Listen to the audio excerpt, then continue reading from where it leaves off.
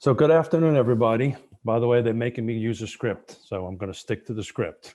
My name is Keith Smith. I'm the chair of the Central Virginia Regional Housing Partnership, and I would like to thank you for the third set, or invite you, excuse me, for the third session of the Navigating Today's Affordable Housing Virtual Series. Today, we will be introducing a new and exciting housing tool called the Regional Housing Locator. For those out there in the realtor world, it's kind of like an MLS system for affordable housing. And we're going to do a live demonstration of its capabilities later on in the presentation. So I'd love to thank the sponsors of this affordable housing virtual series. First is Virginia Housing, thank you. And the other is CAR. So thank you for my fellow CAR members on this call. If it wasn't for you guys, we would not be holding this. So without that support, we couldn't be doing these 4 presentations. We also want to give a shout out to Virginia Festival of the Book and the author Matthew Desmond. I believe Chip at the end of this is going to give a couple of books away for this great book called Evicted. If you haven't read it, get out there and do it. And I think next is I'm supposed to introduce Chip Boyles, the Executive Director of the Thomas Jefferson Planning District Commission, to kick this off. And I tried to stay on script, but it didn't happen. Thanks, guys. Really good, Keith. Thank you. Yeah, I'm surprised. Thanks. No, you always do a great job. Hello, everyone. The Central Virginia Regional Housing Partnership is an advisory board created by the Thomas Jefferson Planning District Commission and partnered with many stakeholders around our region related to affordable housing issues. Our region, of course, includes Charlottesville, Albemarle, Fluvanna, Greene, Louisa, and Nelson counties. The partnership addresses the housing needs of our region with a focus on housing production, diversity, accessibility, cost, design, and stability for the region's residents. The partnership was founded back in 2019 from an awareness that affordable housing would be best addressed from a multi-jurisdictional and regional perspective. 2 major needs emerged as the partnership identified barriers to affordable housing within our entire region. 1, a central location for housing information was desperately needed. And 2, an easy access location for both finding listing affordable housing, both for sale and for rent, was needed. Today's rollout of the Regional Housing Locator begins to help to address those 2 issues within our region. Because of the COVID-19 pandemic, the Regional Housing Partnership expedited the rollout schedule to meet the growing needs of families negatively affected by COVID and who may be looking for more affordable and immediate rental housing. To meet this timeline, the steering committee focused on the rental and resource of the site, and we will develop the for sale portal sometime in the near future. In moving this effort forward, the biggest thank yous go out to the local governments of our region, the city of Charlottesville and the counties of Albemarle, Fluvanna, Greene, Louisa, and Nelson, who all contributed some of their CARES Act funds to support this project, and especially also to the Charlottesville Area Community Foundation, who matched these contributions in financial support. Thank you all for working together to make this site a reality for us today. Today's presentation is intended to be interactive and questions are encouraged. But because of the large turnout of interested stakeholders, roughly 100 people are on with us today, there will be questions and answers at the end of the presentation. We ask that you please post your questions in the chat feature. We will gather all of the questions and respond via email at the conclusion of today's event. And then we'll circulate these answers to all that are present today. Have time to at least hit a couple of questions at the end of today's presentations before we close. So at this time, I would like to introduce Crystal Kirby, the Regional Support Manager of Emphasis Software, and her colleague, Sheila Roberts. Emphasis provides affordable housing online platforms across the U.S. to include Washington, D.C., Los Angeles, Durham, North Carolina, and over 30 states and communities around the country. Crystal and Sheila will walk us through the housing site that goes live today. Crystal, it's all yours. All right, thank you. Now let me see how to share my screen. Are you guys seeing my screen? Perfect, great. Well, thank you so much, and good morning to everyone. Thanks for the introduction, Chip, and I'll go ahead and jump right in because I know we have a big crowd and a lot to cover today. As Chip mentioned, Emphasis Software built this service and has housing locator services across the country. We have statewide services and then regional housing locators that either cover a county or city jurisdiction or a multi-county jurisdiction, like the Central Virginia example. All of our housing locator services, including this site, are built to really strict coding guidelines to ensure that they are Title II ADA compliant. And if you're not familiar with that term, it means that it's going to be easy to navigate and accessible to users that need to use assistive technology devices to navigate to find housing. So whether they're using JAWS or other assistive technology devices, they can go online and navigate and do housing searches on their own. It also means that if you are an affordable housing provider and you have affirmative marketing requirements, by advertising on the website, you can use this as part of the way that you are meeting those affirmative marketing requirements. Again, because it is an ADA compliant website. The website also is translated into multiple languages. So we embedded the Google Translate tool up here. And of course, you can navigate from English to Spanish, but you can also choose over 100 different languages from Google Translate to navigate the website and translate it in that language if necessary. Being a website, of course, everything is accessible online. But the website is also supported by a toll-free bilingual call center.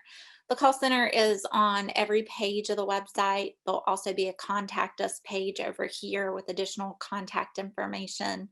The call center is available Monday through Friday from 9 a.m. to 8 p.m. Eastern, and they are available to assist anybody looking for housing. They'll do housing searches over the phone. They'll give out housing information over the phone. They can also mail out or text out listing information, and they're also available to help and support property providers. So whether you need assistance getting set up for the first time or updating your listings, changing something in your account, you can do it on your own by logging in with your username and password with your free account, or you can contact the call center and they will assist you.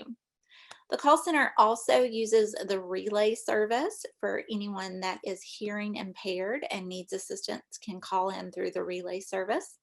And the call center is bilingual. So we have English and Spanish speaking representatives on hand.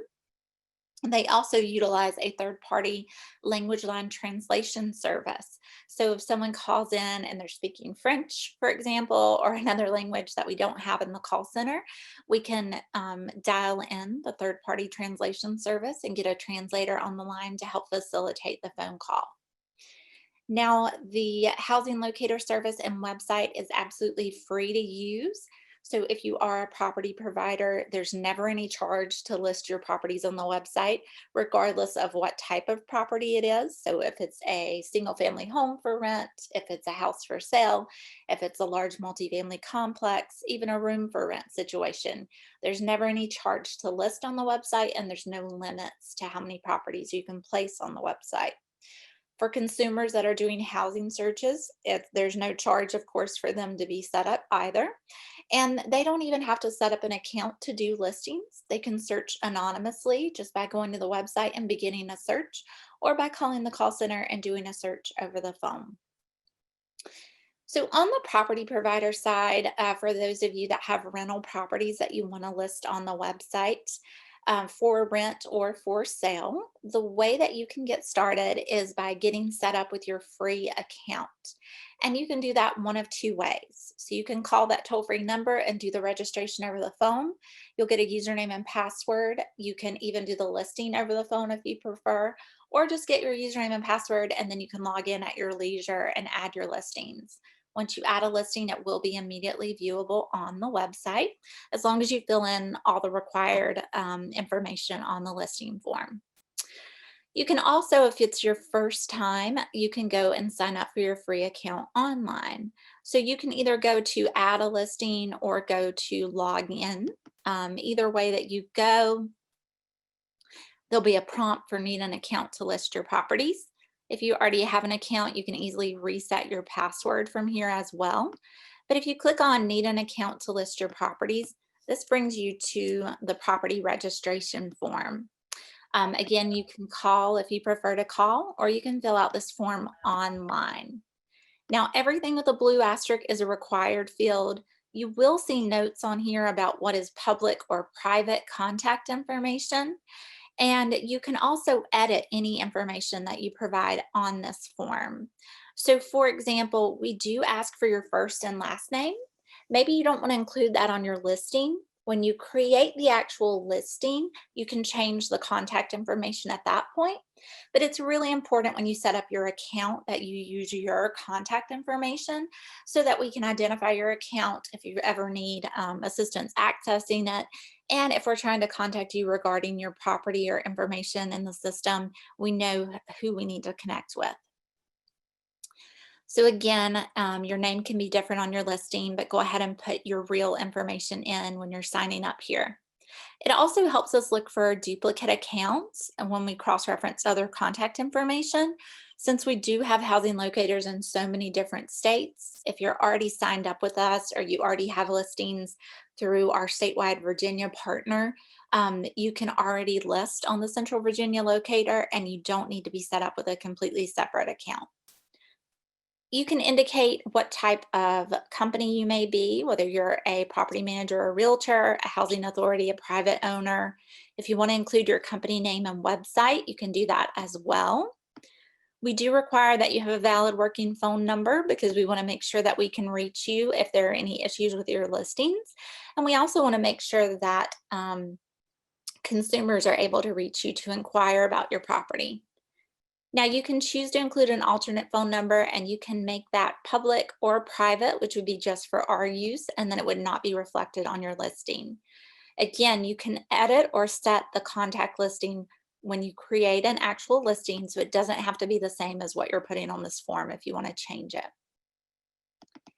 If you can read Spanish, you know this is asking if you prefer to be called by one of our Spanish speaking representatives.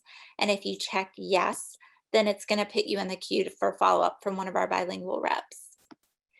Now, it'll also ask you for an email address. This is not required, but I highly recommend it. We don't spam you.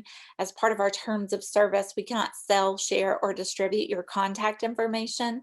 We only use your email address to connect with you to help update your listings if your listing information is stale or we need to verify something and we can't reach you by phone. We may also use it to share information with you. So for example, if the committee and the stakeholders behind this group want to share information about a housing event or something that's going on in your area, we can send out email blasts through our system and help connect you with that information. You can also choose a public one that can appear on your listings if you like. We also ask about some general background screening information. Again, this can be edited per listing, but we collect it on your registration. So pretty straightforward. Do you speak Spanish or can you take Spanish phone calls? Do you require criminal background checks, credit history checks? Do you charge an application fee? How much is the fee? And is it per adult and is it negotiable? In this bottom section, we also ask for any documentation required when someone is actually applying for the property. We found that it's really helpful for folks to know this ahead of time. That way they can gather the information and bring it with them in case they want to apply while they are there. They don't have to make a separate trip back over because they didn't bring everything that was needed. And in this bottom section, although this is not something that's currently being utilized by our Central Virginia group, it is information that we just collect and could be utilized in the future by our state Virginia partners. But it basically just asks if you want to be connected or interested in working with groups that work with these individuals that typically face barriers to housing. Now, if you opt into any of these, it does not obligate you or lock you into housing anyone that is connected with any of these groups. But the way that it would work if this tool is activated in the future, we have a restricted search functionality that allows caseworkers that work with these special populations to log in and do a search, and to also search by filters to identify property providers that have indicated an interest in working with these groups, and then they'll connect with you directly if your property meets their needs. Again, this information is not something that's being utilized right now, and it is not something that's ever publicly identified on your listing.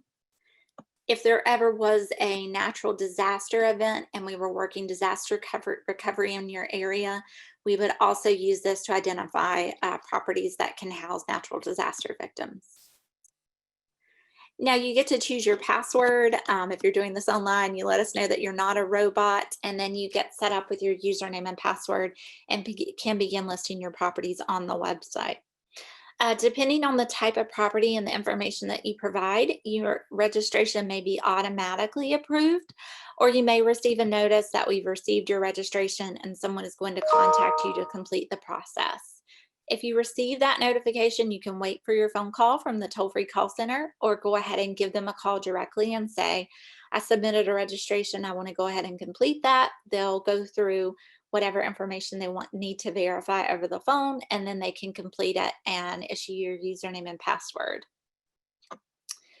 So that is how you go ahead and get set up. Again, you can call, or you can go ahead and get an account by registering on the website. And then once you have your username and password, you can log in and begin listing on your own.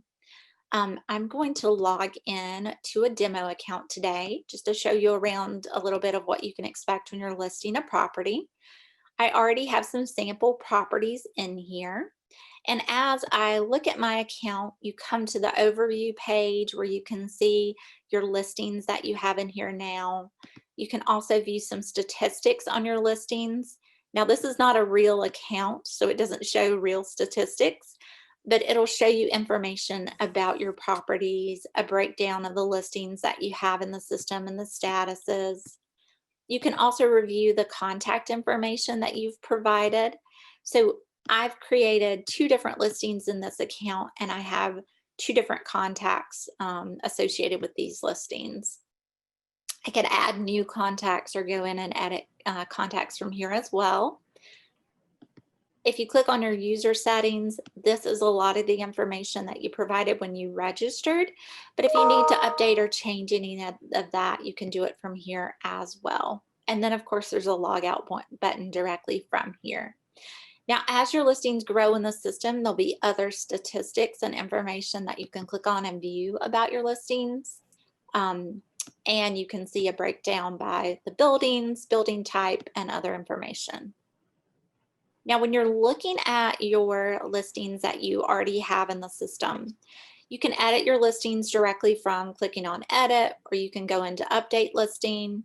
If you just click on the address, it's going to show you what the listing looks like to the public once the listing has been completed.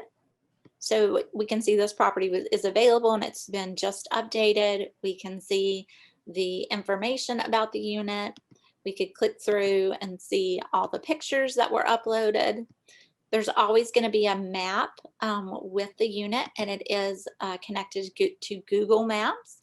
So it'll open in a separate window, and folks could move Google Maps around to see what else is in the area. They could do a street view. They could go ahead and do directions to the property. So just make sure that you use your actual property address whenever creating your listing, so it'll interact correctly with Google Maps. Now, if we go back over here to our listing, we can see the public contact information. Now, additionally, they could have chose to have in here other points of contact via phone, an email, a website address. All of that information could be included.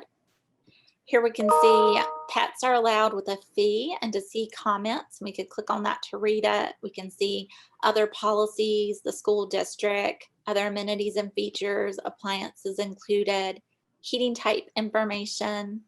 Anything that's considered an accessible feature will have these accessible icons beside it and be indicated with that icon. And then you can also indicate other nearby amenities and features. There's also an additional comments box that can be used as well.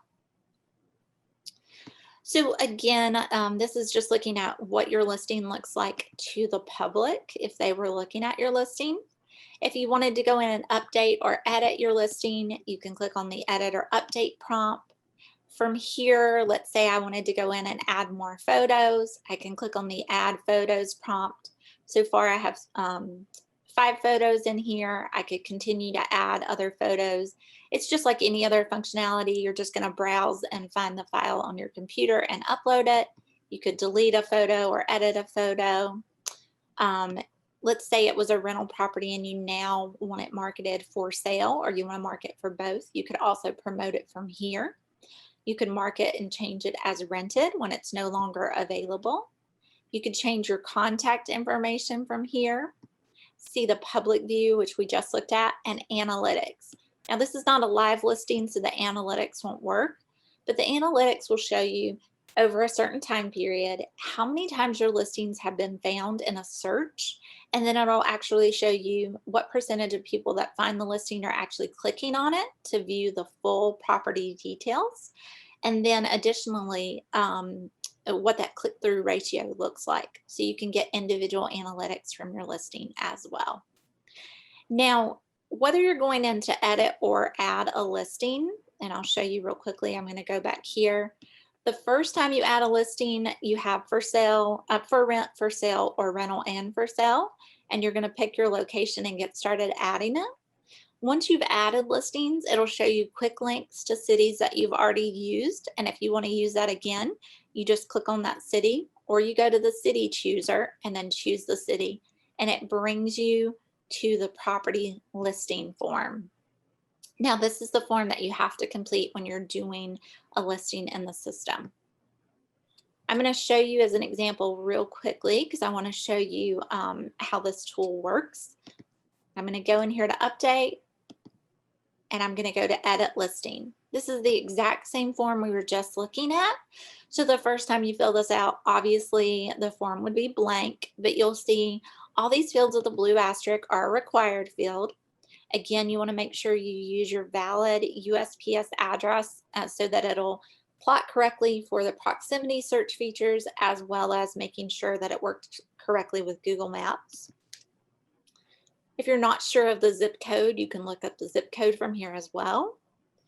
You're going to put in your number of beds and baths. You can also include square footage, but it's not required.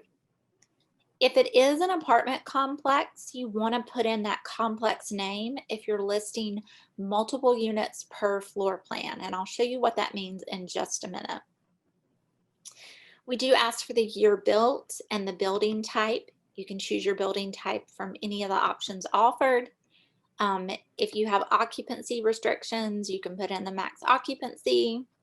If this were a shared living facility, you could list a shared living facility. That would be like a room for rent situation, or maybe there's separate rooms and then there's a common area. The contact information lets you choose from the contacts you've already provided in the system, or you can enter a new contact just for this property. So I could quickly put in a new contact. Oops. And fill that in and add the new contact for this property. Again, here's this information you provided on the registration about your applications and screening criteria. It's already provided here, but if it's different for this property, you can easily edit it. The status is automatically set to available and the date that the property is going to be available. Now, you could also list it as under repair if you don't have all the information available and you want to just list it and save it. Otherwise, it's going to be incomplete till you fill out all the required fields. You can list if it's a seniors facility. You can put seniors are eligible disabled or seniors only. You can indicate whether it's licensed or not licensed, and of course leave it at no if it's not a senior facility. If it's a tax credit property or income restricted property, you can indicate those as well. You have a minimum lease term of either a year, 6 months, monthly, weekly, or negotiable. You have 3 different rent options. So a fixed rent is a flat monthly rent amount. So for example, this property is $1,500 a month. A sliding scale rent is on a range. So maybe it's on a range based on their income. That property could be anywhere from $900 to $1,500 based on their income. Or it could be medium income rent. And then that gives you options to also add the rent on a percentage of medium income. The security deposit, same thing. You can pick what type of deposit it is and enter the deposit amount and indicate if it's negotiable. Now, if it is an income restricted or property that has income qualifications and you want to include those, you can type them in here. You can also indicate any utilities that are included in the rent. Things like if trash pickup's included, if there's a fee, if yard maintenance is included, pest control. We automatically determine what the school district is based on the location, but you can also type in the school district on your own. You can indicate the different pet policies, whether there's fees involved, allowed, not allowed, outside only, comments about the policies, the smoking policy, flooring information, if there's additional features, porch, patio, decks, balconies.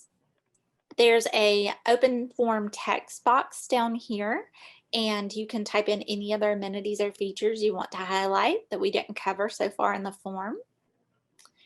You can also tell us about things like the heating type, the water heater type, other utilities, air conditioning, the smoke detectors, carbon monoxide detectors, and other safety equipment, the lead paint, whether it'll meet lead paint guidelines or not, parking information, garage, carport, off-street, on-street, etc.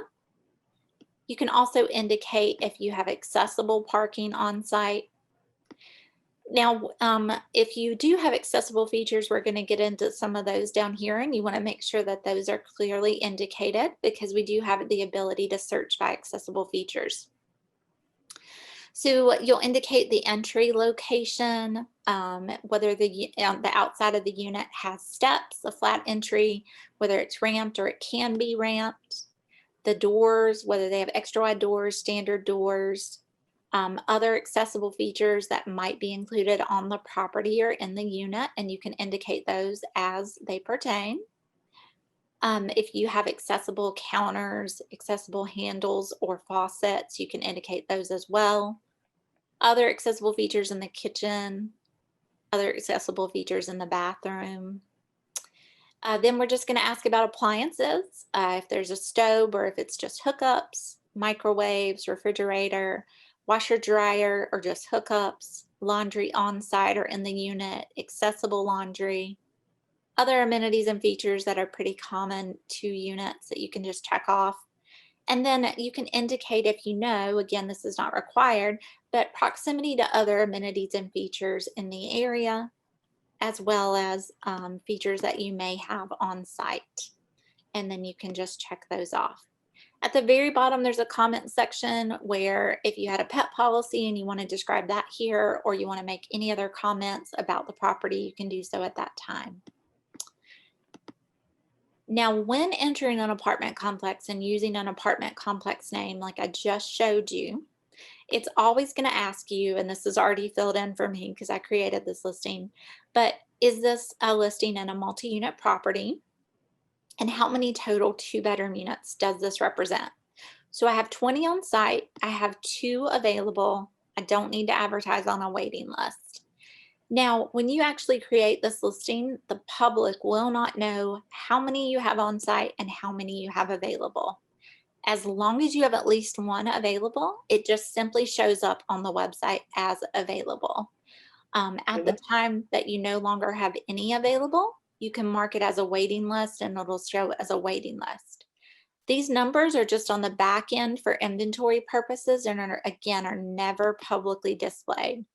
So just to show you again real quickly, if I go to the public view of how this listing appears, all we see is available. We don't see any indication of how many units are actually available and how many units total are on site. Now, real quickly, I want to show you a very handy tool called our cloning tool. And this is great for things like duplexes, apartment complexes, anytime you have units that are very similar or the same and you need to list multiples. So now we've built a 2-bedroom listing for this property. I'm going to duplicate it really quickly. And what it's going to do is copy all the amenities and features that I entered. And now it's just going to ask me, do we reuse the building name? Should we reuse the pictures? If I need to change any of this information, I can. So let's say now I'm listing the 1-bedrooms. I'm going to change everything that pertains to the 1-bedrooms, and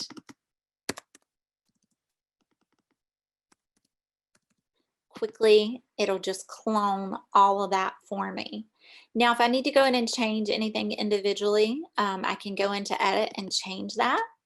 But now if I go to my listings, I have my 2 bedrooms and my 1 bedrooms. And after I created that first listing, it's really easy to clone from there. So real quickly, it's easy to get your properties. Once you get them in the system and upload them, they are immediately searchable and viewable on the website. So if you start a housing search, you're going to be able to find these right away. The way that our system does work is we want to make sure that you're keeping your listing information up to date. And as I showed you, it does show you whether your property has been recently updated or just updated. If you go in and make any changes to your listing, that'll push it forward another update cycle. If you call us and we do any changes for you, it pushes it forward as well. But let's say you've entered some properties and you haven't logged in and you haven't called us to do any updates. If it's an apartment complex and it's been 28 days without any activity, it's going to queue up an email reminder for you to go in and update your availability. If you click on the little button in that email and go into your account and update it, then it'll push you forward for another month. If you don't respond to that email, what it's going to do at that point is it's going to queue up a call in our call center, and we'll begin reaching out to verify it's still available so we can keep it listed on the website. If we are unable to reach you, and we've tried 2 different times to reach you, we'll leave you a message that we have to temporarily disable the listing, which means it won't be publicly viewable or searchable until you give us a call and either confirm the availability or log in and update your availability. Either of those actions will make it immediately viewable again. There's no need to relist it. It just makes it become viewable again. So all you have to do again is either call us back or log in and update your availability. If we're unable to do that, though, we do that temporary disabling. Now, for private owners listing individual units and not apartment complexes for rent, and instead of a 28-day cycle, it is a 14-day cycle. So if you haven't logged in or contacted us and there's been no activity in your account for 14 days, it'll start prompting you for the email updates and then the actual phone update. So really quickly too, because I don't want to eat up too much of our time here today, if you're going in and doing a housing search, you can start directly from this homepage or go into for rent or for sale. You can actually type in the city that you want to search here as well. So let's say, for example, I wanted to search Charlottesville, and it'll start trying to guess what I'm searching as I start typing that in. I could type at Charlottesville and do a search directly from here, or you go into the for rent page. This gives me a list of different cities and counties. Now, the reason you don't see everything listed here right now is you only see the areas where we actually have listings available to search. So for example, Fluvanna is not on here right now, and that's because we don't have any available listings there at this time. So if I wanted to search Charlottesville, I would go in and click on Charlottesville. This brings us to our search form.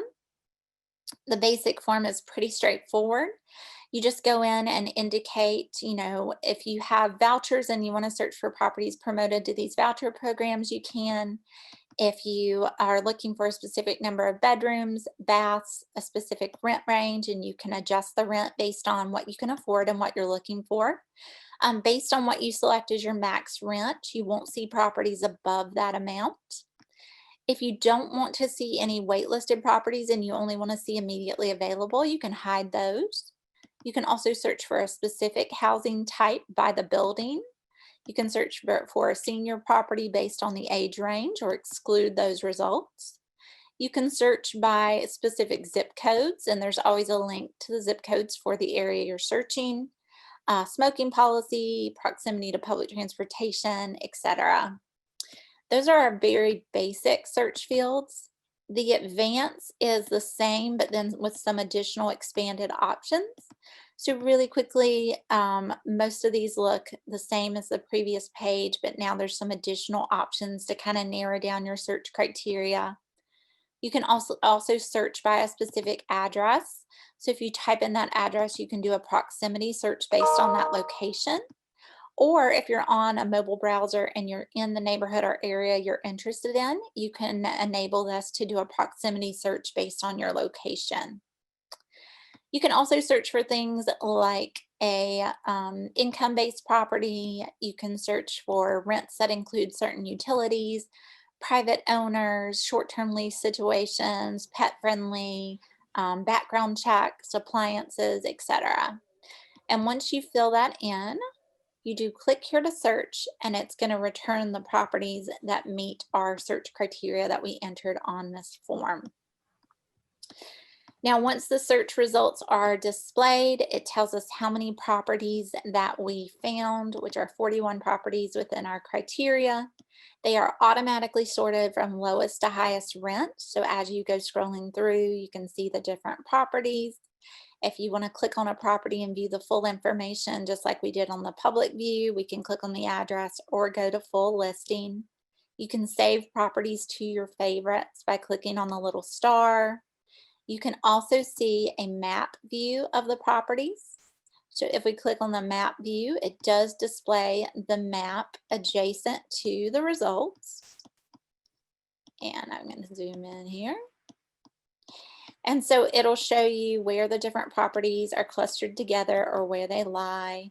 If I click on, I can scroll through the properties on the list and the map stays over here on the left-hand side. I can click on a specific balloon and it'll highlight that property on the list to the right. I can also start another search from the map if I like. And I'm just gonna hide the map for just a minute because it does take up a lot of room on this display. I can also change the criteria by which my results are sorted. I can start a new search, or from here, because I didn't hide my waitlist properties, I could hide waitlist properties from here as well. There's also a print friendly view, and I could go, whoops. I could go Hey, up Crystal, here. I'm just going to take a moment here and jump in real quick. We've got about 2 minutes before we wrap up your portion, so I just wanted to give you a bit of a heads up. Thank you.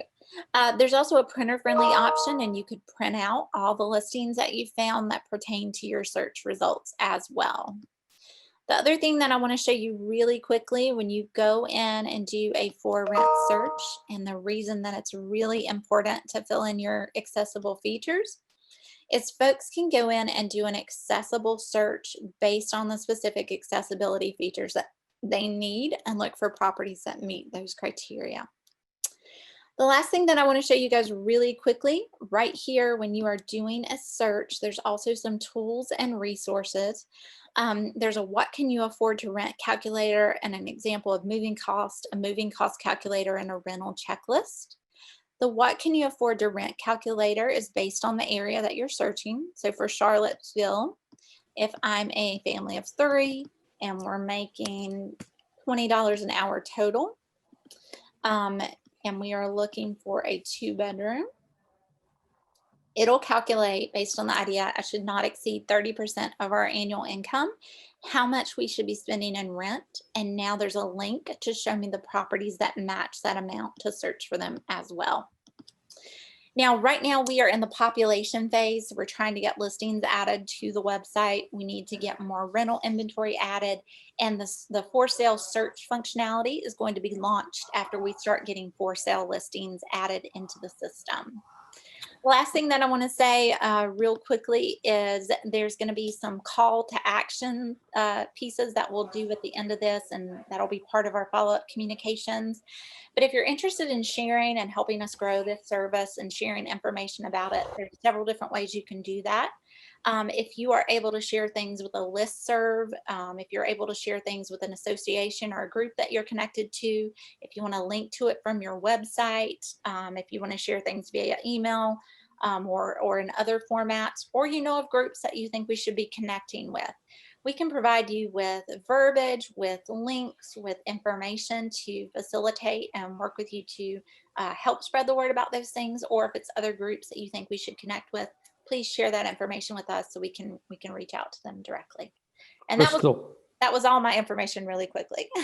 thank you, Crystal. Thank you much for a great presentation, a great work. I know your team's doing a great job. And thank you for answering that ADA question that was in one of the chat boxes. So Christine Jacob is up next to talk about the housing resources tab in that. So now I have to figure out how to give it back to someone, or I believe the host will handle that for you. okay, perfect. Do I have that right, Susan? Yep.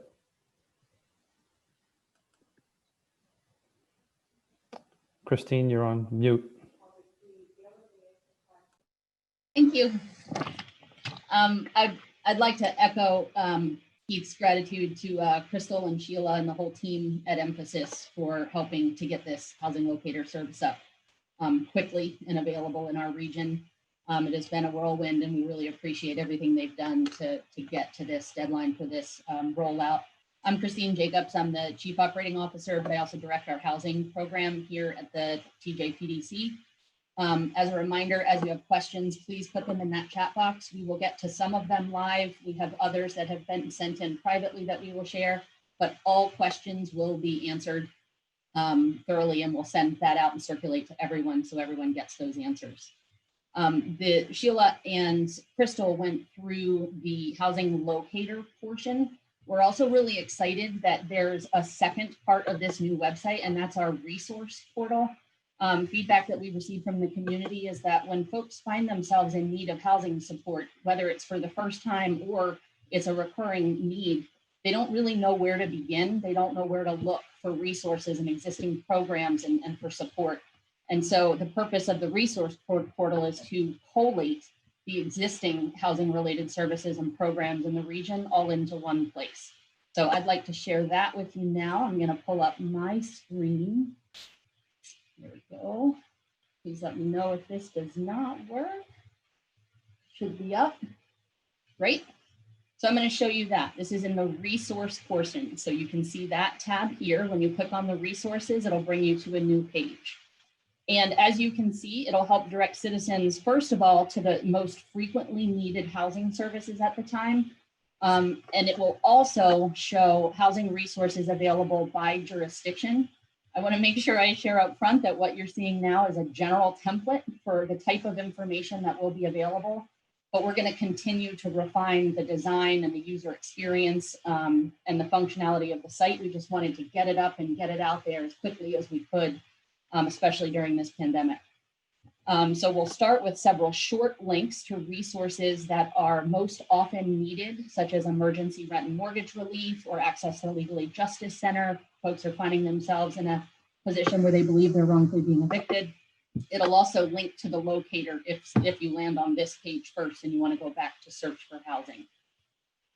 We then also are going to collate resources by jurisdiction, so based on where people live. So if you live in a specific county and you're looking for what available resources exist, You can go in and look at the collated lists, and each of them have a live link to those organizations and contact information for who to reach out to.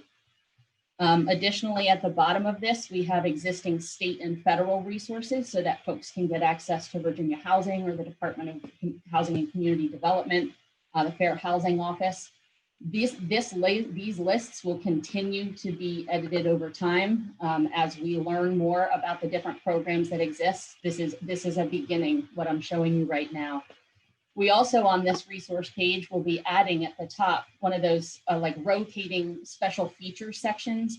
And that's where we're going to highlight specific resources, whether it be specific affordable housing developments or projects that are going on, or locality specific tax relief programs, or places to find information about down payment assistance. So we will also be highlighting those at the top of the page. We just haven't gotten that up yet. We're hopeful that this regional housing resource page will be fluid and continue to change as the policies and programs in each of the localities change and as the needs of the community change. We very much appreciate you all on this webinar and would love your suggestions and your feedback for this resource page. If you have those in the follow-up email that we send out, we are going to give you contact information for who to contact with any ideas or suggestions that you might have to build this page out. So that's just a general overview of this. Right now, I'd like to actually send us back over to Chip. Chip will be speaking to you about an event that the Regional Housing Partnership and that the TJPDC are happy to partner with to support. So Chip, I'm going to pull that up for you while you're speaking. Okay, all right, this is so exciting. Equally exciting, we're really happy to be working with the Virginia Festival of the Book. And just the fact that you are registered with us for this event today, we have entered your name into a raffle for a free copy of a very worthwhile book called Evicted: Poverty and Profit in the American City. It's written by a MacArthur genius and Princeton sociologist, Matthew Desmond. After today's event, we will do a random drawing, and then we will send copies of the book out to those winners. The author, Mr. Desmond, he will be speaking on December the 9th at 7 p.m. As part of the Virginia Festival of the Book, and it is, of course, a virtual event. And we encourage you all to attend. We certainly will be. And you can register at their website at vabook.org to hear not only more about Evicted, but also there are other events that the Festival of the Book will be holding. On December 9th, Mr. Desmond will discuss his book, Evicted, and his work on housing access and affordability, as well as the broader longstanding issues and the critical importance to health of our communities and the nation, to include income and housing insecurity. Mr. Desmond will be in conversation with our own Kevin McDonald, University of Virginia's Vice President for Diversity, Equity, Inclusion, and Community Partnerships. So we hope that you'll be able to attend this event, and we'll certainly be there. And now, as I think some of you have been waiting for, we're going to try to get to a few of the questions that you've posed. Thanks for working with us today. I've stopped the share, and then that document that I was sharing will also be included in the email that comes out to you afterwards, so you have specific information on that event. The first thing I would like to do, I know Gretchen is going to read a couple of questions that we can answer, but I'd like to start with one. It looks like there's been multiple people inquiring, so not to put Sheila or Crystal on the spot, but I was hoping you guys could speak a little bit to the special populations that you were presenting on, and that it's in a beta mode. Can you speak to that so that folks can get some answers on that? Sure, I can jump in and speak to that. Hi, this is Sheila Roberts. Hi, everybody. That particular feature is already activated for the state of Virginia. We would need to do more of a deep dive in your service region to see how many landlords have already selected some of those special needs population consumers, to see what kind of inventory is already out there to serve some of these caseworkers and service providers that work with these consumers. But that particular feature, as I said, is enabled. The steps to get access to see those landlords would be to, first of all, do a deep dive on the inventory to see what is already out there, work with the agencies and the organizations that would like to see that information. Our standard protocol is to connect with VHDA to make sure that that is an accredited agency for your service area for the state of Virginia. We then ask you to sign a basic user agreement that ensures confidentiality, things like HIPAA. We want to make sure that we protect these consumers. And then we set you up with user credentials, conduct a very quick training. But the most important thing is to make sure is that there is inventory out there and that we do ensure it is an accredited agency. So what you can do is anybody that's interested in that feature, you can go ahead and reach out directly to myself or Crystal. Feel free to share our contact information and we'll start walking through taking a deep dive into that inventory and then next steps. Yeah, because the one thing to just to piggyback on what Sheila was saying that we want to be cautious of, as I mentioned, right now we're in the process of trying to get listings built up in the system. So if it's an area where there's not a lot of providers engaged in promoting to those groups, it's not going to be especially useful at this point. So we really want to, make sure that there's providers in the system and that they are promoting to these groups. And then there's things we can do to help with that, like sending out email blasts to them to let them know about agencies in the area, working with different populations and to consider reviewing their settings and promoting to those groups. But it's not anything that we have pushed or try to connect with providers in your areas previously. So we'd want to look into that. Okay, great, thank you. Gretchen, did you have questions that you had come through that you can read and we'll try to answer? I do. Someone has asked, is there a fee associated with the listing of properties if I am a landlord or property manager? And is there a limit to how many units I can list? Okay, thank you. There is not a limit to the number that you can list, and there is no fee associated for any users of the website, whether that be a property owner, property manager, or whether it be a community member citizen that's looking for housing. We were able to provide that because of the contribution from all of the 6 jurisdictions, the city of Charlottesville and the 5 surrounding counties, but also because of the Charlottesville Area Community Foundation grant that we received to match that. So there is no cost, no fee, and no limit to the number of units that can be on there. Okay, another one is if people are listing housing units that are, quote, affordable, how will you prevent people with higher incomes from buying the affordable units? That's a great question. As landlords and property owners list their units, they're going to be specifying whether it's an income restricted unit, and those units, they'll have to go through an income verification process to be able to get those units. But if they're market rate listed and there is no income requirement, then it would just be like any other, Zillow, Redfin, any other site that any user would have access to be able to inquire about those properties. How will people learn about this new website and the resource page? That's a great question. We're going to do a pretty robust marketing push on this. That's where we're going to use a lot of the funding that we needed in order to get this out there. We intend to do a virtual push, through paid social media, through internet, through press releases, but we're also going to do print media for those that aren't accessing on a computer.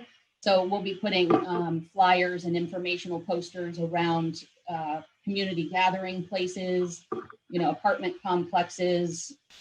We're going to work really diligently to try to market this not only to the community, but also because we need to market this to the property owners and to those that are going to be listing so that we can make sure that we have an increased inventory in here so people see what is available. We're also going to rely on our community partners to push things out alongside us. We're going to provide all of the information that we have to all of the participants in this webinar, but also to our listserv of housing related agencies and organizations that can help us push this information out to those people that they serve. We really want to get this out into the community as broadly as possible throughout the entire region and not just in the urban area. I think this may have partially been answered, but I'm going to ask the question, why are you only doing the for rent portion of the site now and waiting to do for sale? The short answer and the quick answer is we didn't want to hold up the site. So we wanted to be able to get it out and available as quick as possible. But we're still in the process of building out the for sale segment. It's a little bit more complicated. We're working on that process to make sure we have a robust way for people to get income verified. So the for rent was considered more critical and more urgent. And so we didn't want to hold anything up, but we are continuing to work on that for sale piece. So you'll be hearing more about that as we build it out. And if you are a for sale provider, you can start listing those now. We just haven't launched the search of the for sale yet because we're trying to connect with the realtors and housing providers to list for sale units. And then Gretchen, just to be mindful of folks' time, so we're not pulling it all the way to the last minute. I urge you guys to throw in more questions as you have them. Like we said, after the webinar, we're going to answer all of those thoroughly and circulate those around to make sure your questions get answered. But also in the follow-up email, you'll have our contact information. So if you have additional questions or if you have suggestions, we would love to hear those. This is a large effort, and we know that it's going to take the community to think of all the different things. So to wrap up, I want to make sure to put in a plug for the final session of the fall speaker series that the Regional Housing Partnership is putting on. This is the third one. There's one remaining one, and it's called Conversion of Existing Structures for Homeless and Permanent Supportive Housing Solutions, and that's on December 17th. The follow-up email that we'll send to all of you will have details on that session for how to register, but you can also do that by going to the Regional Housing Partnership's website at the TJPDC.org. I believe Susan has already put that into the chat box, so that link to the RHP's website is there. In addition, attendees of today's session will receive a brief evaluation survey. We would love to hear from you all today about the session, but also about the locator and the resource page. We'd love to take up ideas that you guys have for other topics that you would like for the Regional Housing Partnership to consider as they plan future events like this.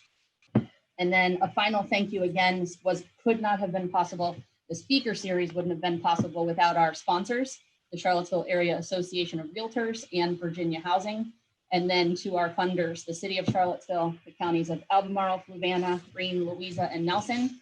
Also to the Community Foundation for their generous support. And then to Emphasis for your quick response to getting a product up and ready for the community with urgency as we try to address housing impacts of COVID in our region. And then a final thank you to all of you all for taking an hour in your day as participants in this. Thank you for joining us and have a great day. And again, please do not hesitate to reach out to any of us at the PDC. No, I'm going to take a little chair prerogative here right now, Christine, as you would probably surmise. I want to take an opportunity to thank you, Christine, Gretchen, Chip, and Susan, as well as Crystal and Sheila, because those of us who are practitioners, real estate practitioners, really understand the work that you guys did and the amount of time that you put it together. So hats off to you guys. Please join us on December 17th. This is a great series, and please send out some new information. We want to keep on rolling this through 2021. So I'm going to adjourn. Thank you everybody for being here, and thank you for staff. You guys are outstanding. Thanks, Steve.